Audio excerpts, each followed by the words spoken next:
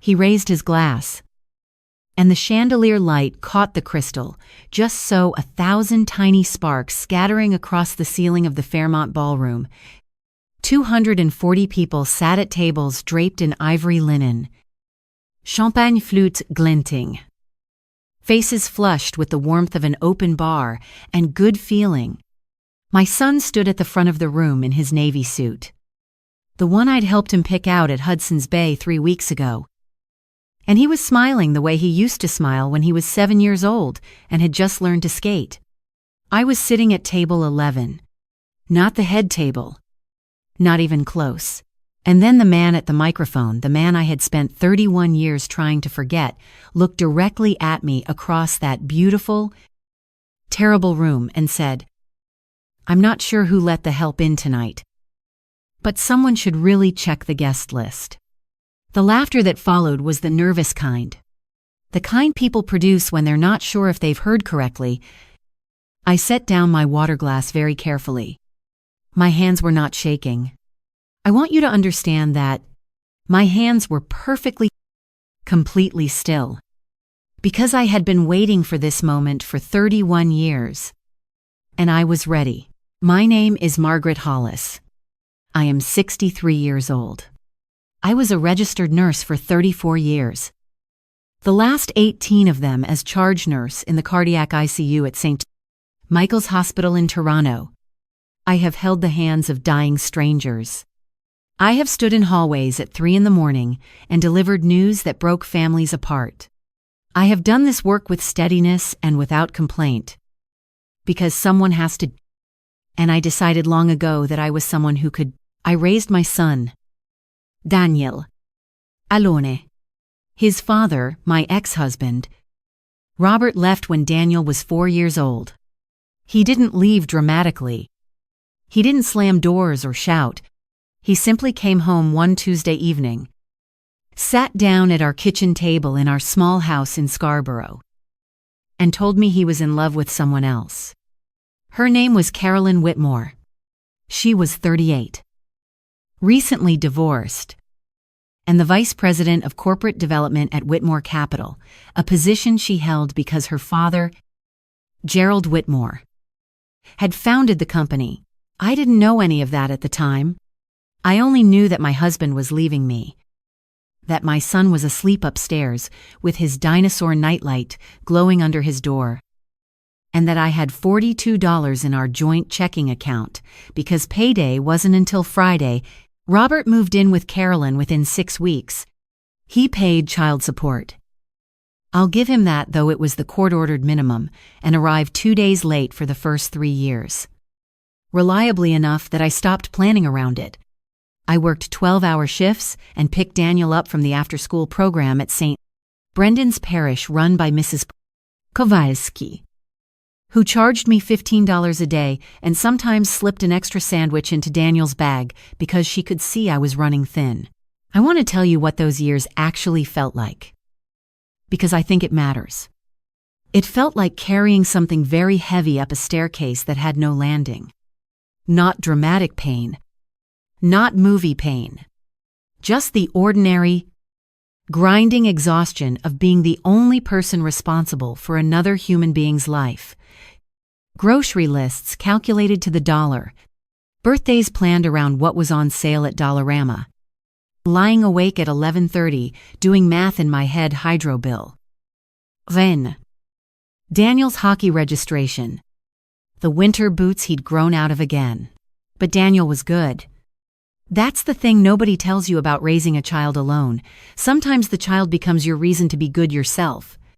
He was curious and kind and funny in a dry, grating, quiet way that reminded me of my own father.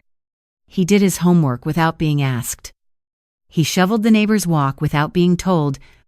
When he was 12, he started making dinner on the nights I worked doubles, leaving a covered plate in the fridge with a sticky note that said things like, "Don't forget to eat.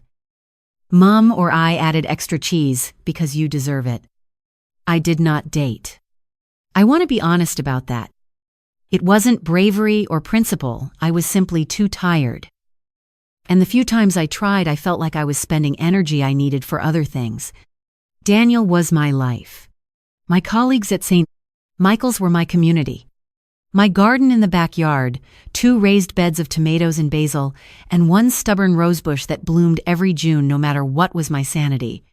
When Daniel was 26, he got a job at Whitmore Capital. I remember the evening he called to tell me. He was so proud, voice bright with it, talking about the graduate program and the salary and the downtown office with the view of Lake Ontario. I said all the right things. I congratulated him.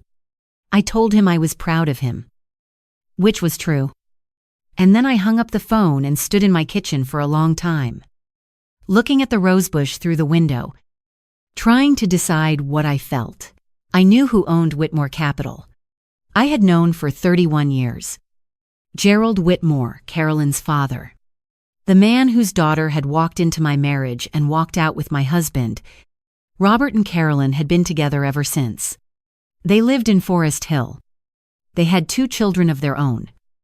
Daniel saw his father occasionally, stiff Sunday lunches that he reported back to me with the careful neutrality of someone who has learned to live between 2 worlds. I told myself it was a big company. Thousands of employees. Daniel would likely never even meet Gerald Whitmore. I told myself that his opportunity should not be limited by my history. I told myself a lot of things. What I did not tell myself, what I should have faced directly and did not, was that I was afraid. Afraid of what it would mean to say the words out loud. Afraid of being the mother who poisons her son's future with her own old wounds. And so I said nothing. Daniel was talented. That was never in question. Within 4 years, he had moved from the graduate program into a senior analyst role. Within 7, he was heading a division. The Whitmore Capital annual recognition dinner held every March at the Fairmont in downtown Toronto was the event of the firm's year. Black tie. Partners and spouses. Clients flown in from Calgary and Vancouver and London. When Daniel called to tell me he was being recognized with the firm's Leadership Excellence Award, his voice had that same quality it had when he was 7 years old on the ice. "I want you there, Mum," he said. Front and saunter. I bought a new dress. Navy blue. Because Daniel said it was my color. I had my hair done at the salon on Kingston Road where Maria had been cutting it for 15 years. I drove downtown on a Thursday evening in March, with the lake wind coming sharp off the water and the CN Tower lit up orange in the distance. And I felt genuinely proud. I did not know, when I walked into that ballroom, that Gerald Whitmore would be there. He had retired 3 years earlier. His daughter Carolyn, still married to Robert, still effortlessly polished, had taken over as chair of the board. I had not anticipated that he would attend. I had not prepared myself for the particular experience of sitting in a room with the man whose family had, in ways both direct and oblique, shaped the geography of my life. He was 78 now, still tall, still carrying himself with the particular ease of someone who has never had to question whether he belonged in a room. Silver-haired. A dark suit that fit him the way expensive suits fit people who have always owned expensive suits.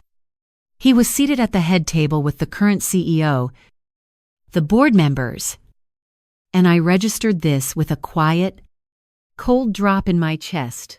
My son. I was at table 11. I want to be fair. I don't know if Daniel had any control over the seating arrangements. These events are organized by corporate teams, by event planners, by people with spreadsheets and protocols. It may have had nothing to do with him. But I sat at table 11, between a junior analyst named Kevin, who was nervous and talked too much about hockey, and an empty chair that remained empty all evening. And I watched my son at the front of the room from a distance, and I felt something I hadn't felt in a long time. Something I recognized from Scarborough, from Payday Fridays, from sticky notes in the fridge. The dinner proceeded as these dinners do. Speeches from the CEO. A video presentation. Wine that cost more per bottle than I used to spend on groceries for a week. When the recognition portion of the evening began, Daniel walked to the podium and gave a speech that was gracious and warm and entirely his own. He thanked his team. He thanked his mentors. He looked toward table 11 at one point and said, "And my mother, who taught me what it means to show up." And people applauded.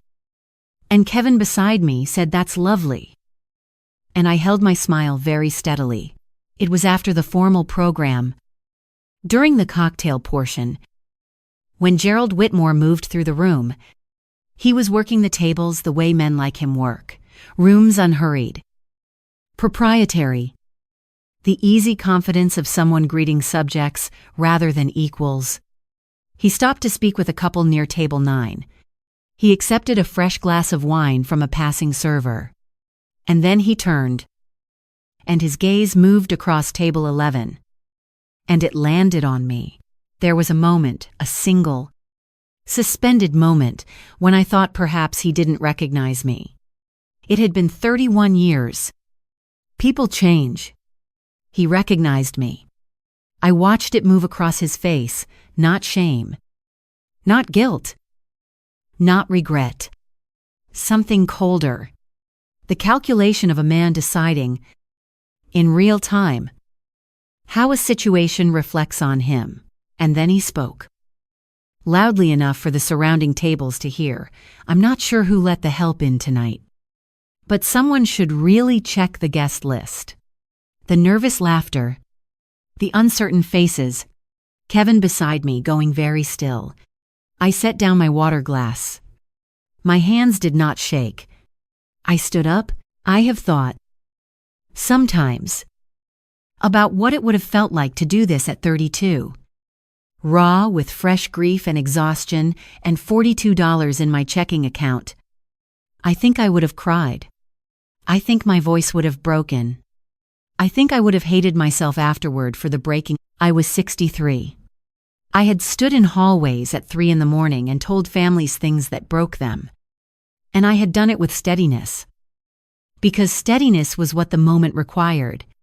I knew how to be still at the center of hard things. "Mr. Whitmore," I said. My voice carried cleanly in the way voices carry in high-ceilinged rooms when everything goes quiet. "My name is Margaret Hollis. I was a cardiac ICU nurse at St. Michael's Hospital for 34 years. He looked at me the way men like him look at obstacles, waiting for the inconvenience to resolve itself. In November of 2007, I continued. A 61-year-old woman was brought into our unit in acute heart failure. She had been transferred from Sunnybrook after a failed stabilization attempt. She was in cardiogenic shock. The on-call team had done what they could. The attending physician had indicated poor prognosis. I reached into my evening bag. I had carried the document for 14 years, a folded copy of a letter, worn at the creases. The original filed away at home in a box with my nursing certifications. I had not known, when I put it in my bag that evening, exactly why I brought it. Perhaps some part of me had always known this night would come. I stayed with her through the night. I adjusted her medication protocol, flagged a dosing concern to the cardiologist, and advocated for an intervention that the team had not yet considered. She survived. She spent 11 days in our unit and went home to her family. I unfolded the letter and set it on the table where anyone nearby could see it, a formal letter of gratitude. Signed and dated, on personal stationery. Her name was Eleanor Whitmore. I said, "Your wife." The room had gone the particular quality of silence that happens when 240 people stop breathing at the same moment. Gerald Whitmore's face had changed. That easy. Proprietary color had drained out of it. He was looking at me the way people look when the floor has moved beneath them and they're still deciding whether it was real. She wrote that letter herself. I said, 6 months after she went home, I kept it because I paused. And I was surprised to find that what I felt in that pause was not triumph, but something quieter and more complicated. Because it mattered to me. What I did mattered. The work mattered. Even when no one was watching, even when no one knew who I was. I folded the letter and put it back in my bag. I sat down. I would like to tell you that what followed was clean and cinematic, that Gerald Whitmore apologized, that the room erupted in my vindication, that my son swept across the ballroom and took my hands, and everything was resolved in the way it resolves, in the stories we tell each other.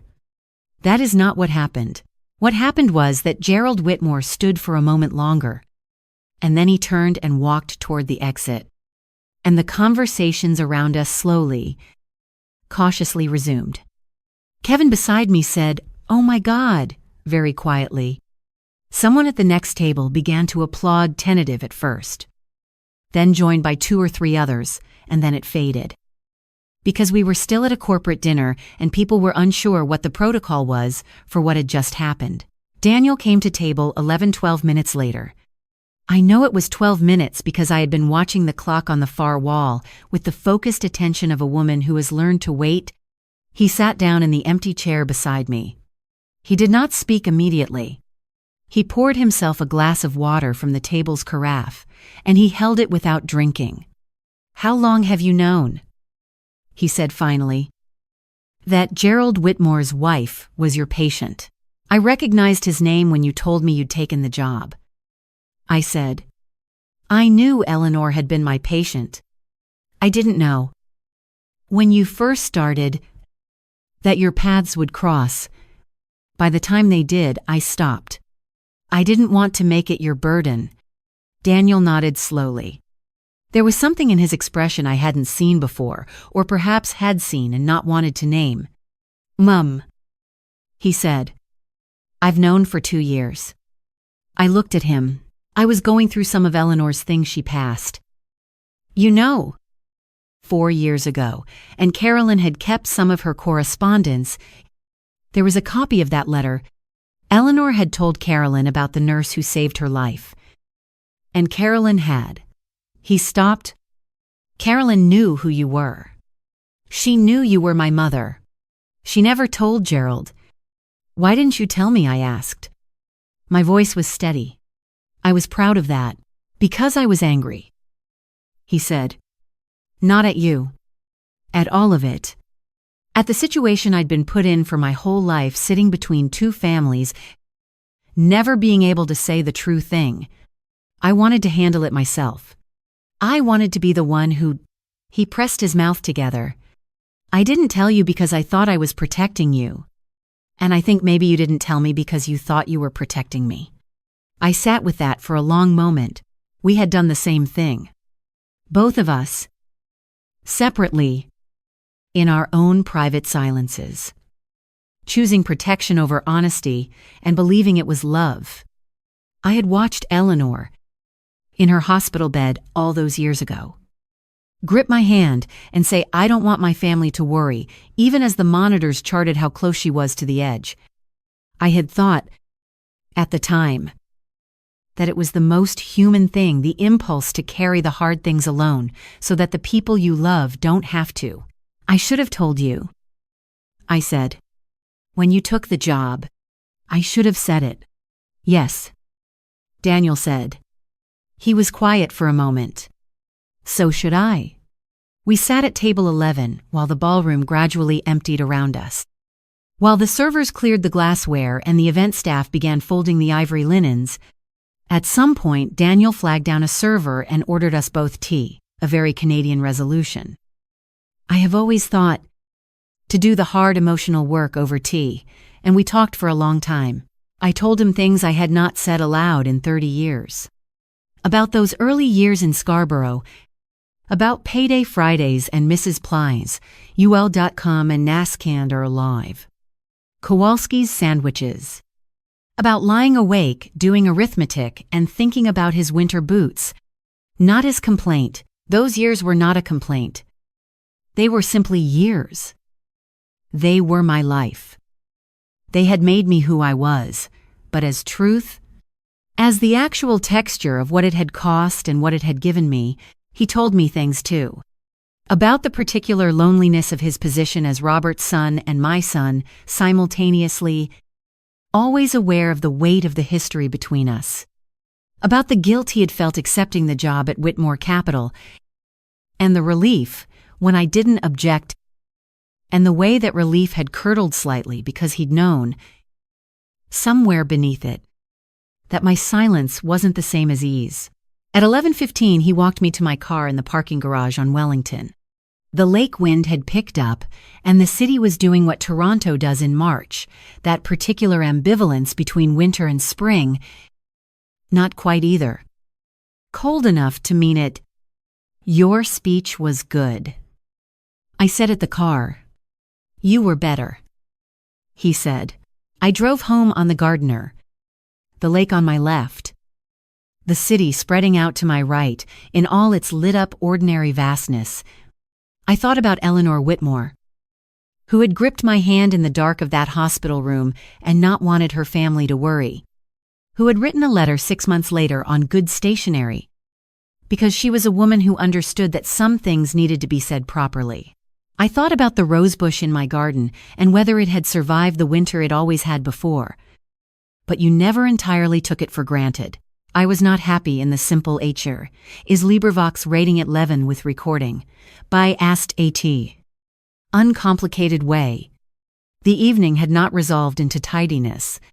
Gerald Whitmore had walked out without a word. And I suspected he would continue to walk through the world with the ease of a man who has never had to account for himself. And some part of me would have to find a way to set that down. My son and I had 30 years of careful silences between us that a single conversation over tea would not dissolve. The work of that was ahead of us, not behind. But I had stood up. I had said the true thing. With steady hands, in a room full of people who needed to hear it. I had not been invisible. I had not been the help. I had been Margaret Hollis, the woman who had stayed through the night, who had flagged the concern, who had held the hand, who had done the work when no one was watching and asked nothing in return, and who had carried, all this time, the proof that it had mattered. That was enough. More than enough. It was, I thought, as I took the exit towards Scarborough and the familiar streets opened up around me, it was everything. 3 weeks later, Daniel drove over on a Sunday afternoon, and we planted the first raised bed of the season to gather tomatoes and basil, and one new rosebush I'd found at the nursery on Kingston Road. Deep red. The kind that takes a year to establish, but blooms reliably after that. He stayed for dinner. He did the dishes without being asked. He left a note on the counter that said, in his adult handwriting, still recognizably his, "Don't forget you earned this." I kept it. I keep everything that matters.